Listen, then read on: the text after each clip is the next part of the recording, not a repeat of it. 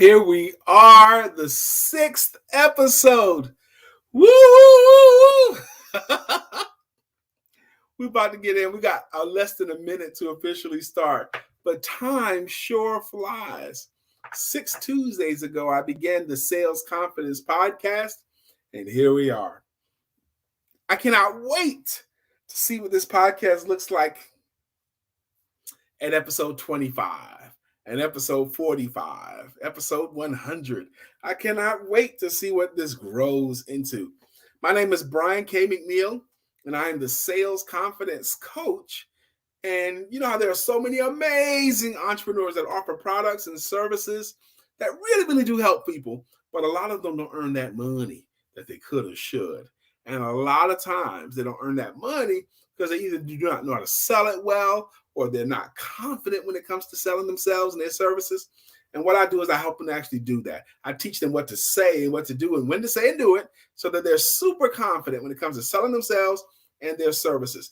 This Sales Confidence Podcast gives me 15 to 30 minutes each Tuesday where I can share something that I believe is immediately actionable that can help entrepreneurs, something that's right away that can help entrepreneurs. So today, in this episode, is now 1 p.m. on the dot. I am going to talk today about earning the right to ask for the business. And I'm also going to talk about approaches, selling approaches, entrepreneurial approaches, ways of thinking about their business. I'm going to cover these two areas today, and it's going to last between 15 and 30 minutes, somewhere in that range. It depends on how it flows. Now, imagine this scene with me. There's a young lady at a bar, in a restaurant bar, and she's sitting there at the bar by herself, sipping on a drink. And the young man sees her, likes what he sees from across the bar, and he walks up to her and he says, "Hello, my name is Brian. How are you?" She goes, "I'm fine. How are you?" I said, "Good." I said, "What is your name?" And she says her name is Lisa. Now, Brian and Lisa don't know each other.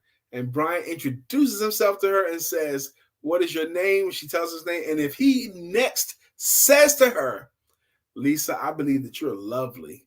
Let's get married."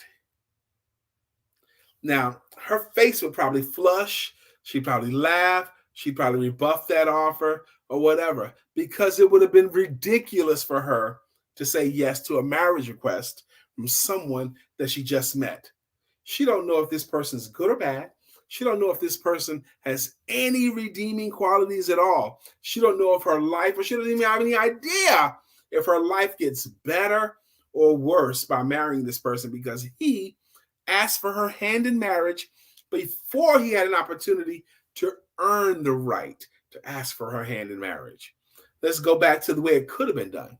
He could have talked to her, enjoyed some time with her, set up a date or two, had a few more days or two, determined if each other they can communicate with each other, determined there was value with each other, determined they liked each other enough to want to continue to see each other. He could have romanced that opportunity and he could have earned the right over time to ask for that, her hand in marriage. Run that parallel in business. So many entrepreneurs today, and it's almost sad to me. They'll introduce themselves. "Hey, I'm a coach and I coach life. Do you want to hire me as your coach?" Let me think about it. They don't know enough to say yes. It'll be ridiculous for them to say yes. And also, you must keep in mind, my entrepreneurial friends, that no one moves forward with their money. No one invests their money or does anything with anyone or anything unless they believe that their life is going to be better off in some way. You must earn the right to ask for the business. How, Brother Brian, can we earn the right to ask for the business? Because we live in the time we live in right now, and this has always been the case, it's not just now. It's hard for people to hire you until they've had an experience with you or a vicarious experience with you. Today, it's easier and easier and easier for you to give your prospective clients a taste test of you and what you do. You can give them a test drive. You can give them opportunities to check you out at a low risk to them. How can you do it at low risk? One thing you can do is like I'm doing right now on a podcast. They get a chance to see my personality, hear my voice, because they might have decided I can't stand to talk to his, listen to his voice. They get a chance to hear me, see if I have anything redeeming worth saying, anything that's good quality. But you can also post where you share your videos. You can also share your books. You can also share your stuff. You can also accumulate testimonials and reviews. Today, that is such a big deal. I don't even watch a Netflix movie unless I look at the reviews of the movie, what others have said, or any kind of movie, or books that I buy, because I do not want to invest 2 hours of my life into a movie that might not be good and everyone says wasn't good. So I want to check them out just like your clients will want to check you out too. Accumulation of your testimonials, accumulation of your reviews, and a way to offer your services to them where they can try it out and not have to risk much. I believe in a cash system, a CASH system. This is an acronym. The C stands for, and this is the way entrepreneurs, especially if you want to make your money through clients. If you want to make your money through clients, consider the cash system. The C stands for complementary or low cost. Something that you offer to them that's complementary or low cost. Something like a phone consultation or a Zoom consultation. A consultation, a 15 to 30 minute consultation, gives you a chance to give value and understand what they do. And it's something that you're willing to do for free. The things that you're willing to offer for free, like I'm willing to teach someone how to answer the question of what do you do for a living in a compelling way that sells. I'm willing to do that for free. So I offer a consultation call. That's a way they can see if they can find value in me before they invest money. You may have a report that you offer. You may have a class that you offer that you're willing to do for free or for low cost. Give them a chance, because some of the people that try your free stuff, they're going to want to move forward and get something a little bit more. The A in the cash system stands for affordable. Affordable. Something that you offer that they have to invest some money in, but it's not going to be life or death. Something I believe less than $400. You know, a coaching session, an individual coaching session, a program that you're doing, a group class that you're doing, something where they can see great value in a single class and it won't break their bank, but it gives them a chance to invest something into themselves. You must help your clients to understand that they must invest some of the pennies of their purse into their minds in order to fill that purse with gold. Teach your clients that they don't want to be just freeple or just cheaple. Freeple are the people who only take free training. Freeple, they only take free training. And cheaple are people who only take the training that's free or cheap. Okay, those people cannot prosper greatly because they're teaching their subconscious minds that they themselves are not worth investing in. You help your clients to understand that they are worth investing in. You're not going to rob them from the opportunity to invest in themselves. You're going to allow them an opportunity to invest in themselves. It helps them to feel better about themselves. It also teaches their subconscious mind that they are worth investing in. So yes, you don't want them to be just freeple or cheaple. But the A in the cash system is affordable. And the S is something that you offer that they can do either self-paced or self-directed or group. Something that doesn't require much of your time, but you can charge a little bit more for. Something that you offer that they can do at their own pace or by their own direction or in a group, the S. And then the H stands for the high end. But you want to get all these things together so that you can get and stay profitable. Entrepreneurs that earn your money through people, I will tell you, individual clients are the easiest thing to get. They keep your lights on, the doors open. They keep your bills paid, individual clients. As we grow and as we scale, we move away from individual clients if you're not there yet. But if you move away from individual clients and do much more group, much more programs, much more evergreen products. That's what I'm doing, creating evergreen products so that people can get your stuff that you have on demand. But it's a progress that you go through. Individual clients, group programs, evergreen products. Now, I also want to talk to you about approaches. And I'm so excited about this podcast and the guests that I have coming up. I'm so excited about them. Some of them you know, some of them you'll be excited once you get to know. Now, in my experience as 29 years of helping people to sell better, if you make your money through clients, I know that some entrepreneurs, some salespeople, they go about it in different ways. Some of them are what I call hunters. They hunt. They want to hunt the business. That's how they think.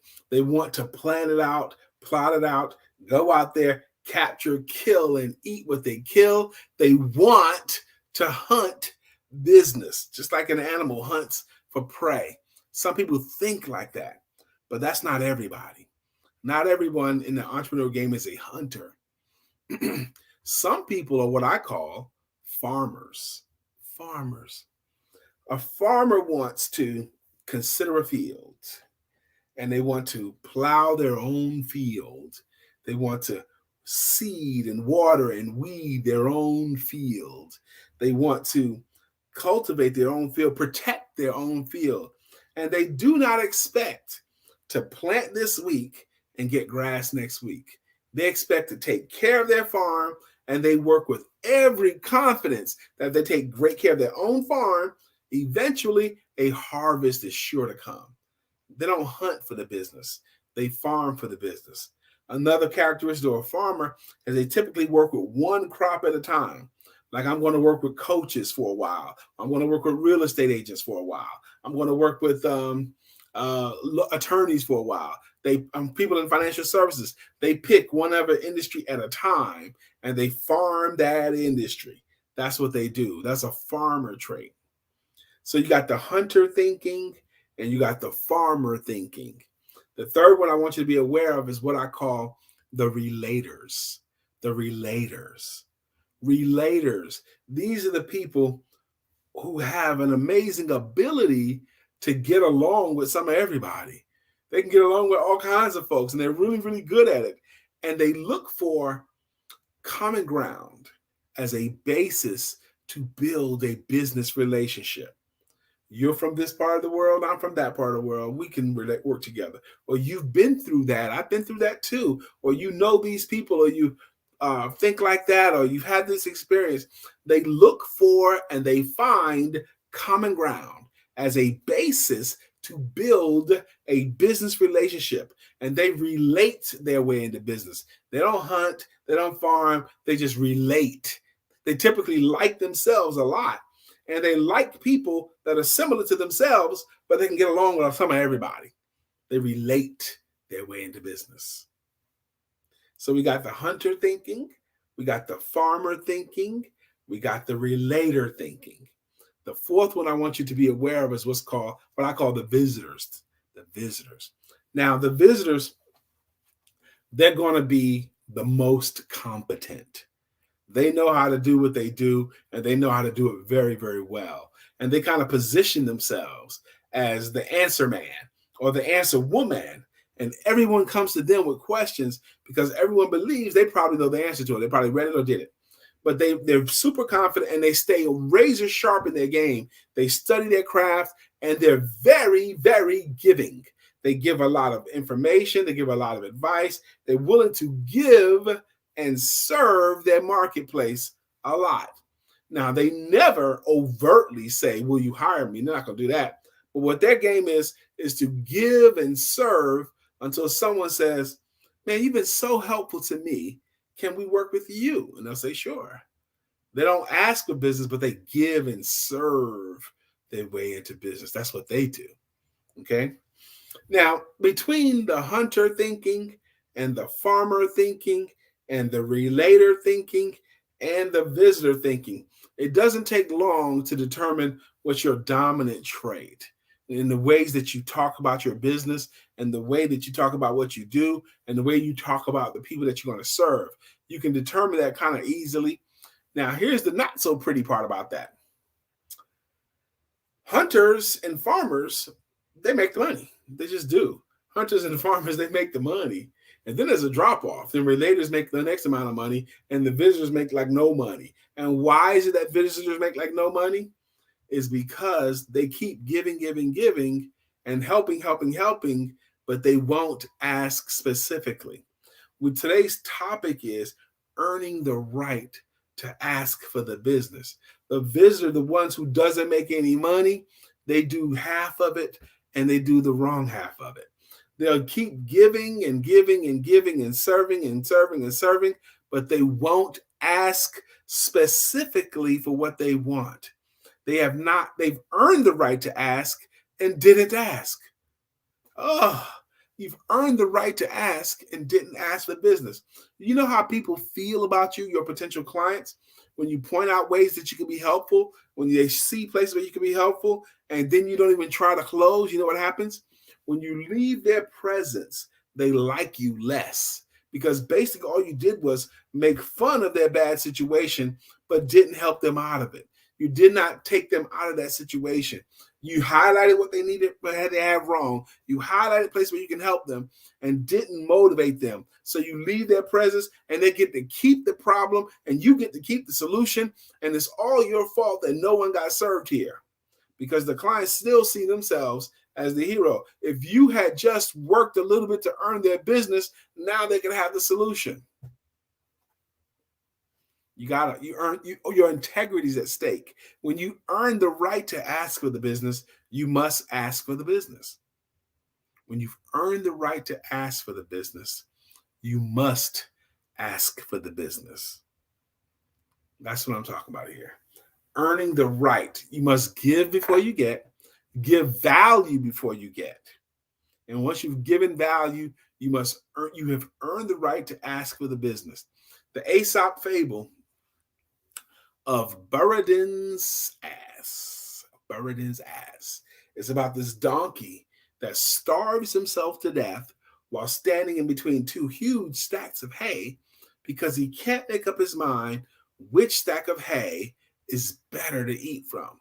So he stays there hungry. If anyone, a professional closer, a professional entrepreneur, was to come by, take it by the reins, and lead it to this stack or that stack, either one, that donkey could have eaten till it's full and been satisfied and saved its own life.